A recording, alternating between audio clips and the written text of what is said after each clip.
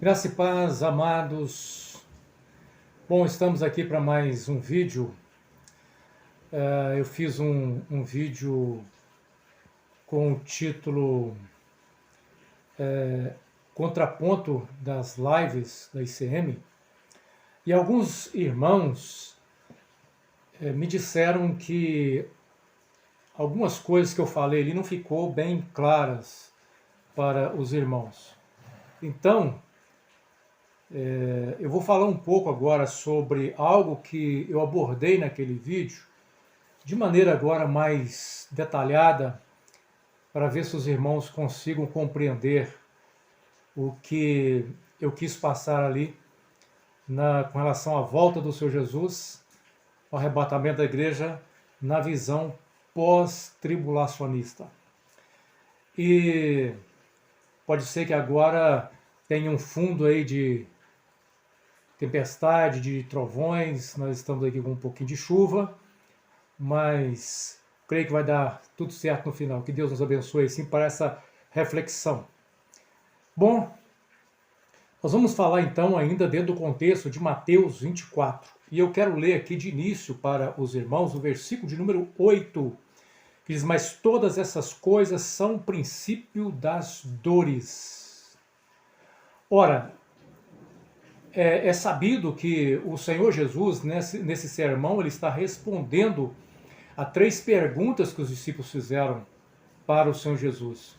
Quando iria acontecer o derrubar do templo, que sinais haveriam da sua vinda e do fim do mundo.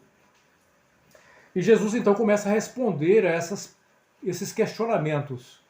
E ele começa a fazer aqui uma série de relatos de sinais, de acontecimentos que demarcam um grau de sofrimento, e ele vai dizer que tudo isso ainda não era o fim, mas era princípio das dores. O que não te contaram sobre essas dores? Pode ser que para alguns não tenha aí nenhuma novidade nisso. Para outros, eu creio que sim. Essas dores que o Senhor Jesus utiliza aqui é a dor de parto de uma mulher. Bom, feita essa observação que as dores aqui é a dor de parto de uma mulher, é necessário nós fazermos aqui uma pergunta inicial. Quando a mulher começa a sentir as suas dores de parto, o que essa mulher está aguardando? Ela está aguardando o nascimento da criança, que acontecerá quando? No meio da dor de parto ou no final da dor de parto? No final da dor de parto. Ok? Pois bem, o que o Senhor Jesus estava dizendo para os seus discípulos é que aqueles relatos que ele tinha anunciado ali, até aquele versículo de número 7, diziam respeito ao princípio das dores de parto. É sabido que as dores de parto, a princípio, são dores mais brandas, e depois, quando vai chegando, aproximando o momento do nascimento da criança, a dor aumenta, a intensidade aumenta. O Senhor Jesus, ele faz exatamente aqui essa explanação. Você tem princípio das dores demarcados, e depois você tem grande tribulação ou grande aflição, que é o quê? A dor de parto no seu momento mais forte, quando está aproximando o seu fim. E eu perguntei ali no início, o que a mulher espera quando começam as dores de parto? Ela espera o final das dores de parto para o nascimento da criança. Bom, o que o Senhor Jesus disse que aconteceria aqui logo depois das aflições daqueles dias? Vamos ver aqui o que Jesus disse. Ele fala de princípio das dores, depois ele fala da dor mais intensa, que é a grande tribulação, a partir do versículo aqui, de número 15, né? Ele vai falar de grande tribulação.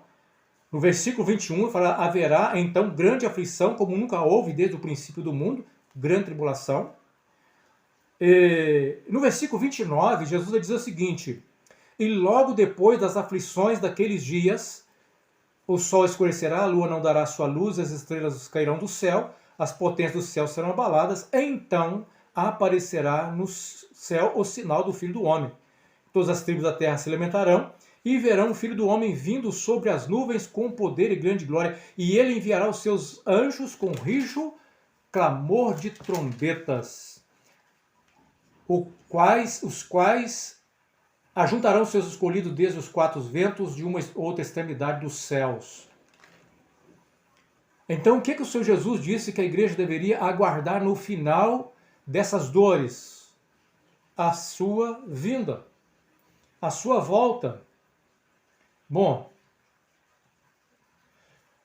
quando o Senhor Jesus ele vem na sua vinda, ele vem para estabelecer juízo contra os ímpios, ele vem para livrar os fiéis e ele vem para estabelecer a justiça eterna, conforme Apocalipse 19, a partir do versículo 11, e também Apocalipse 20, versículo 4, nós vemos ali nesse desfecho a vinda do Senhor Jesus, e ele vem justamente para fazer exatamente essas coisas: julgar os ímpios, livrar os fiéis e estabelecer a justiça na terra.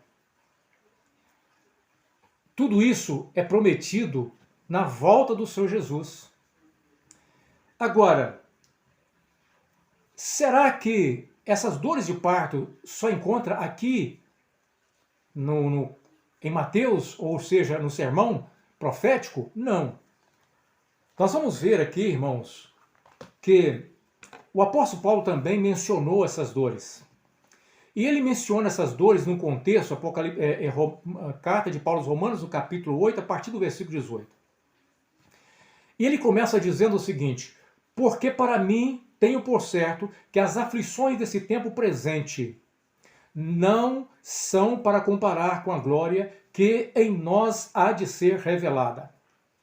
Porque a ardente expectação da criatura espera a manifestação dos filhos de Deus.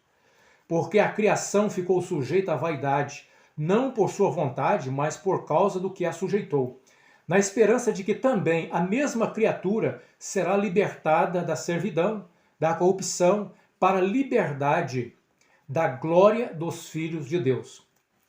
E aí ele chega exatamente no versículo 22, dizendo assim: porque sabemos que toda a criação geme e está juntamente com dores de parto até agora. E não só ela, mas nós mesmos, que temos as primícias do Espírito, também gememos em nós mesmos, esperando a adoção, a saber, a redenção do nosso corpo. Então veja bem, o que nós falamos lá em Mateus 24? As dores de parto apontava para algo que viria depois dessas dores, que é o que a igreja deveria aguardar. O quê? A volta do Senhor Jesus. E na volta do Senhor Jesus, o livramento para os fiéis. Bom, e é estabelecimento da justiça na terra, não podemos esquecer disso. Agora, aqui em Romanos capítulo 8, também Paulo vai dizer que a igreja, ela está gemendo com dores de parto junto com toda a criação por causa do pecado. A criação espera a redenção. Tudo aquilo que o pecado afetou será redimido, será restaurado. É por isso que em Apocalipse fala-se de novo céu e nova terra. Tudo será restaurado, redimido. E nós, Paulo está falando que a igreja, ela está gemendo com dores de parto, esperando, ou seja, lembra do que eu disse lá no início? A mulher começa a sentir a dor de parto, ela está esperando o quê? O nascimento da criança. Após a grande aflição viria o quê? A vinda do Filho do Homem. Agora, esperamos o quê? A redenção. Paulo está dizendo que nós gememos com dores de parto esperando o quê? A adoção, a saber, a redenção do nosso corpo. Paulo aqui já está falando de quê? Da ressurreição, a restauração do corpo, a redenção do corpo. Esse corpo morre como causa, como resultado do pecado. Mas esse corpo será também restaurado, redimido, e a igreja aguarda, assim como Cristo ressuscitou, também a igreja aguarda a ressurreição. Então, toda a criação aqui, ela geme. Paulo fala de 3 gemidos aqui. No versículo 22, a criatura, a natureza. Depois, versículo 23, o gemido dos crentes. E depois, no 26, o gemido do Espírito Santo, que juntamente com os cristãos, ele geme com gemidos inexprimíveis. Ele nos ajuda nas nossas fraquezas a suportarmos as dores com esperança de que um dia nós vamos alcançar a redenção do nosso corpo.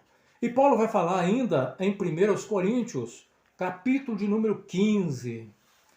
Veja bem, irmãos, eu estou aqui procurando ser o mais didático possível. Bom, pode ser que nem todos vão compreender bem o que eu estou querendo dizer. Dentro das minhas limitações, estou fazendo aqui o meu melhor. Então, 1 Coríntios capítulo 15, versículo 20, Paulo está falando de ressurreição. No versículo 20 ele fala assim: mas agora Cristo ressuscitou dos mortos e foi feito primícia dos que dormem. E ele continua dizendo: porque assim como a morte veio por um homem, também a ressurreição dos mortos veio por um homem. Porque assim como todos morrem em Adão, assim também todos serão vivificados em Cristo. Mas cada um por sua ordem. Cristo, as primícias, depois os que são de Cristo na sua vinda. Então, Paulo está falando que essa ressurreição que nós estamos aguardando vai acontecer a quando?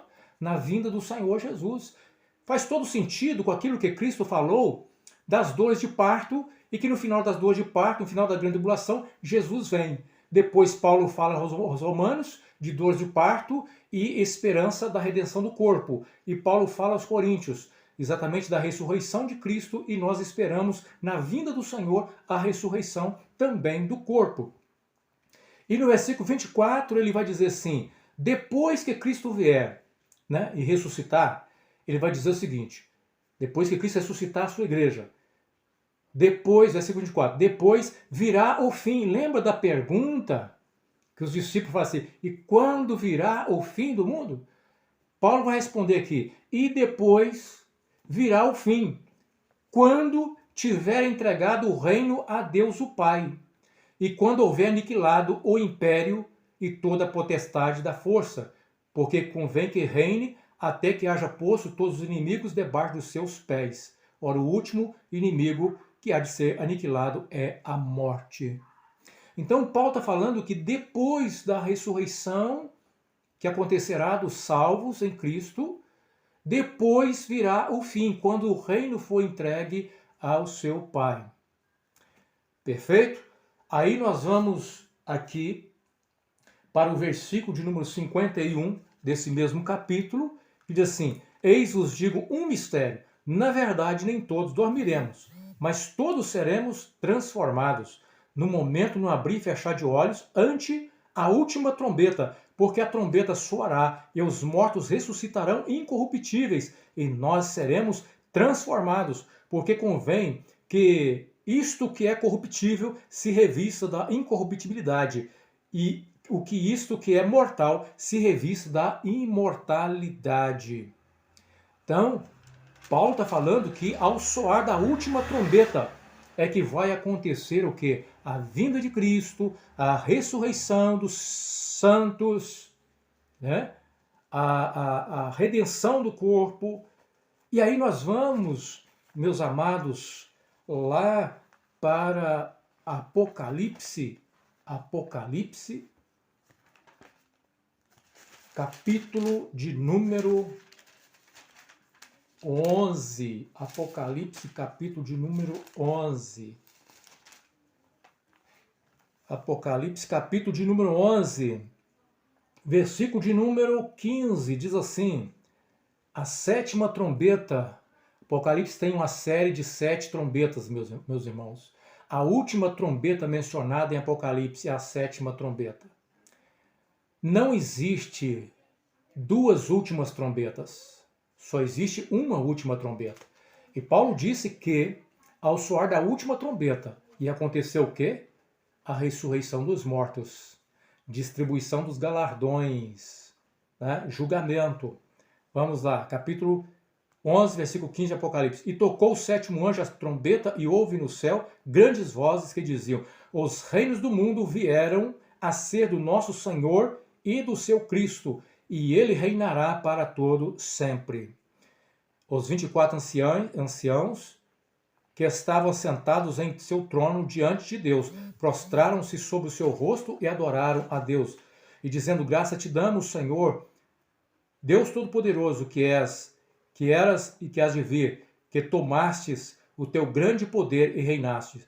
Iraram-se as nações, veio a tua ira e o tempo dos mortos, para que sejam julgados, e o tempo de dares galardão aos profetas, teus servos, aos santos e aos que temem o teu nome, pequenos e grandes, e o tempo de destruíres o que destrói a terra. Lembra, na vinda de Cristo, o que ele vai fazer? Ele vai livrar os fiéis e ele vai julgar os ímpios e vai estabelecer justiça. Ora, é exatamente isso que nós estamos vendo aqui, sendo relatado nessa última trombeta, na sétima trombeta, que não para somente no capítulo 11, né? Também nós temos menção do resultado do toque dessa última trombeta com a vinda do Senhor Jesus.